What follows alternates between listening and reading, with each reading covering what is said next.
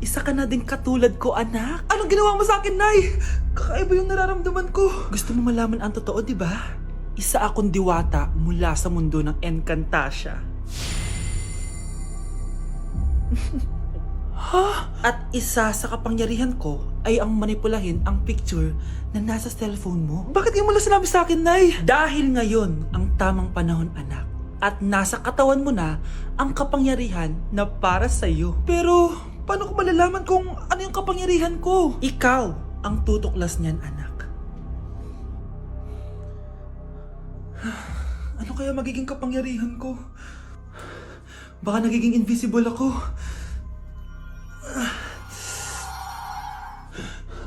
Hindi ako nawala. Baka kaya ko magpalutang ng gamit.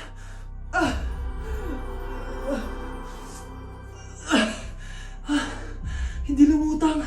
Ang hirap naman neto. Baka kaya ko tumagos sa pintuan. Aray. Natatay ako.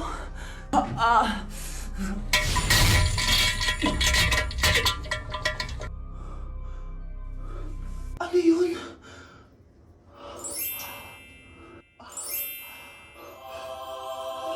Ito ba yung kapangyarihan ko? Tumain ng ginto?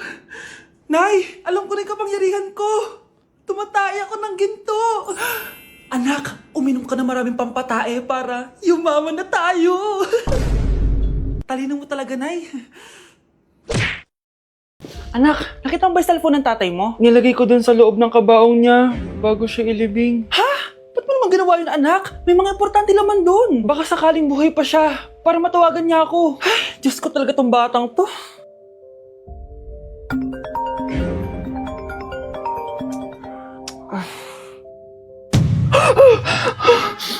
Matawag si tatay.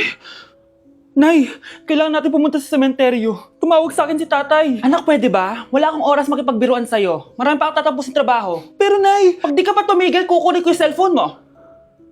tay, sumagot ka. Alam kong buhay ka. Sa lahat ng pwede kong makita, ikaw pa talaga. Jessica, tinatawagan ko lang tatay ko. Nababaliw ko na talaga, no? Patay na tatay mo, di ba? Baliw. Hindi, buhay siya. Ito tandaan mo. Kapag hindi ka pa tumigil sa kabaliwan mo, susunod ka na sa tatay mo. Sinabihan akong baliw ni Jessica tapos sinaktan niya ako. Totoo naman, di ba? Nabuhay ka. Anak, nabalitaan mo na ba? Ha? Ang alin, Nay? Patay na si Jessica. Natagpuan siyang walang buhay dyan sa may ilog. Ano? Ay, Diyos ko, kawawang bata. Tay, sumagot ka na please. Ikaw! Ikaw ang pumatay sa anak ko! Ano? Eh siya nga to ng away sa akin eh. Ikaw ang huli niyang kasama. Tandaan mo to. Isusunod kita sa tatay mo. Tay, hindi ko na alam gagawin ko. Sinisisi ako ng nanay ni Jessica sa pagkamatay ng anak niya. Natatakot ako. Anak, yung nanay ni Jessica. Oh, bakit Nay? Pinatay daw. Binitin sa may puno. Ano? Nakakatakot na dito sa barangay natin, anak. Sinong pumapatay sa kanila? Nay, may tao. Sino po sila? Magandang araw po. Ako po si Detective Jason. Ako ang may hawak sa investigation case sa pagkamatay ni Jessica at ng kanyang nanay. Bakit kayo nandito? Dahil dito,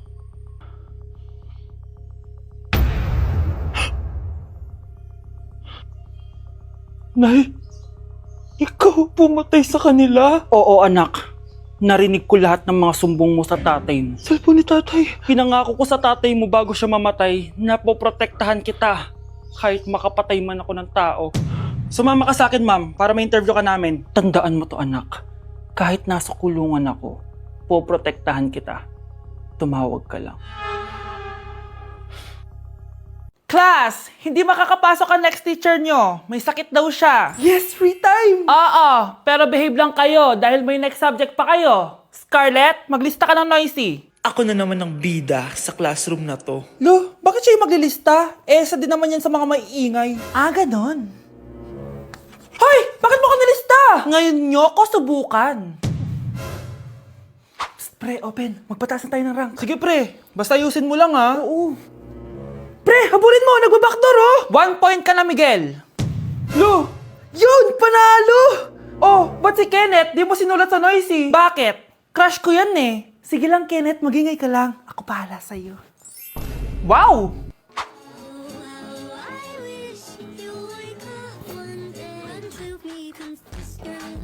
Ayun, walang nagbago. Ano yan? Before and before? At least ako, may 10,000 followers ako. Eh kayo, gumagamit lang naman kayo ng auto likes. Ew. Bes, kumalma ka. Guys, nag-chat si ma'am sa akin. May ipapa-activity daw siya kahit wala siya dito. Bukas daw ipapasa. Ano ba yan? Bes, tara galan na lang tayo. Nagugutom ako eh. Tara, hanap na lang tayo ng pogi. Sige, tara. Psst, pre, tara kating na lang tayo. Huwag na natin gawin yan. Tara, tara. Hoy! Saan kayo pupunta? Iniwan niyo ako dito. Uwi na nga lang din ako. Hello, class! So, paano ako magtuturo niyan? Number 1. Ano ang war na naganap noong 1939? Ako, ma'am. Okay, Kyle? Battle of Yultong. Anong Battle of Yultong na yan, ha? Puro ka kasi TikTok eh. Yun po kasi yung uso, ma'am eh. World War II yun, class, ha? Puro ka kasi cellphone, kaya di mo alam. Confiscate ko yan eh. Number 2, madali na lang to ha. What is the Philippine National Anthem? Ma'am, alam ko yan. Yes, Scarlett. Ano kasi yun, Loop? Selos by Shaira? Anong selos-selos ha? At di ko alam bakit ba nagkakaganto. Pinagluloko niyo ba ako dito ha? Lupang hinirang yon. Ay, iba pala ma'am. Lahat kasi sila kinakanta yan eh. Aba, saan kayo galing ha? Sa kantin po ma'am. Ang kakapal ng mga mukha nyo. Hindi nyo na alam yung mga boundaries nyo! Bes, alam ko na to. Magte-trending si ma'am. Hala, nakaloy pala ako. This year, ang Christmas decor namin dapat aesthetic, mala Pinterest score. Minimalist but magical. Nay, ganito yung gusto kong Christmas decor. Need na lang natin ng ribbons, garlands, glitters, and maybe a glue gun. Tingnan mo, may ilong pa sa bintana mo. Anong gusto mo, magparol show? Nay, trust the vision. Sige, basta, huwag kang gagastos ng bongga ha. Wow, ang ganda nito. Grabe, ang dami ng tao. Christmas season na nga talaga. Okay, good. Secured. Ayan, all added to basket na. Ayan, secured na talaga.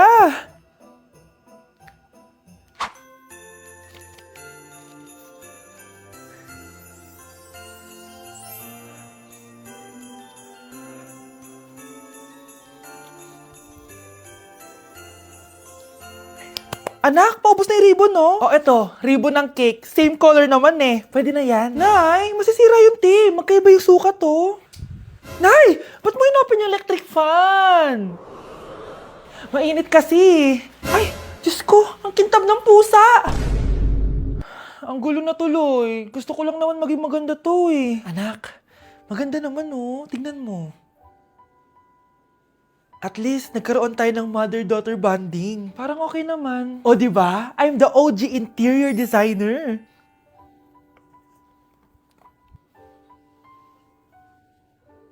Hindi siya nagmukhang pang Pinterest dahil mas maganda yung ginawa namin. Eto, Nay, para sa'yo. Oh, ano to, anak? Nakita ko kasi yan sa National Bookstore. Tapos naalala ko, di ba gusto mo ng planner na galing sa mga coffee shop? Kaya binili ko na yan. Baka maging acidic pa tayo kakakapin natin. Makuha lang yung planner na gusto mo. Tsaka binilhan din pala kita ng pouch. Lagayin mo na kung ano-ano, Nay. Oh. Aw, thank you, anak. Welcome, Nay.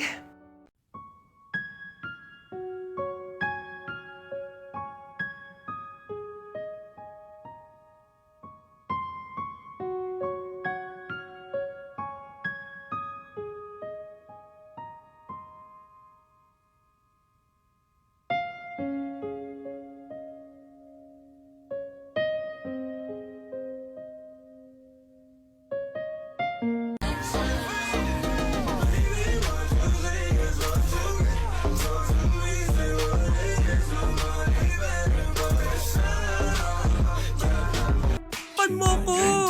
Ayan na, mag-upload na siya ng picture niya. 1K likes agad.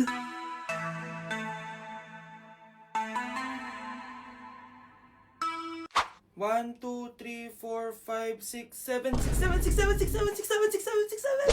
Decote, viciado em vela descer, descer, descer, viciado em vela descer. Anak! Umagang-umaga, cellphone agad hawak mo? Tignan mo ito napanood ko. Huwag mag-cellphone agad pagkagising mo sa umaga kasi pinapataas mo lang ang stress levels mo. Ano ba naman yan, Nay? Oh, doktor na may sabi ha. Tigilan mo na yan. Ah, maniniwala pala tayo sa doktor. Sige. Grabe, ang init. Paliligo na nga ako. Nay, may napanood ako oh. Kung may nagsabi sa'yo na dapat kang maligo araw-araw, isang malaking kasinungalingan yan. Oh, sabi ng doktor, Nay, bawal daw maligo araw-araw. Ba't ka naliligo? Oh, sige, di na ako maliligo. Kung akala mong healthy ang mga prutas, pakinggan mo tong sasabihin ko. Oh, Nay, nagsalita na yung doktor ha. Huwag ka na kumagat dyan. Pati ba naman prutas? Ay, magmamatcha na lang ako. Kung akala mong healthy ang mga matcha, pakinggan mo tong sasabihin ko. Hala, sabi ng doktor, hindi daw healthy yung matcha, Nay. Huwag mo na inumin yan, ha? Pati matcha bawal. Sinisira mo ang utak mo sa paggamit ng mga betchin. Oh, Nay, sabi ng doktor, sinisira mo daw utak mo. Huwag ka na maglagay niyan. Tama na! Oo na, lahat ng ginagawa ko masama sa akin. O sige, Nay, titigil na ako. Basta mag-cellphone na ako, ha? Sige na, mag-cellphone ka na. Pero huwag ka magpupuyat, ha? Masama pa rin yon. Malaking kasinungalingan yung sinasabi nilang bawal ka magpuyat. Anong sabi mo, Nay? Sabi ng doktor, pwede naman eh. Bye!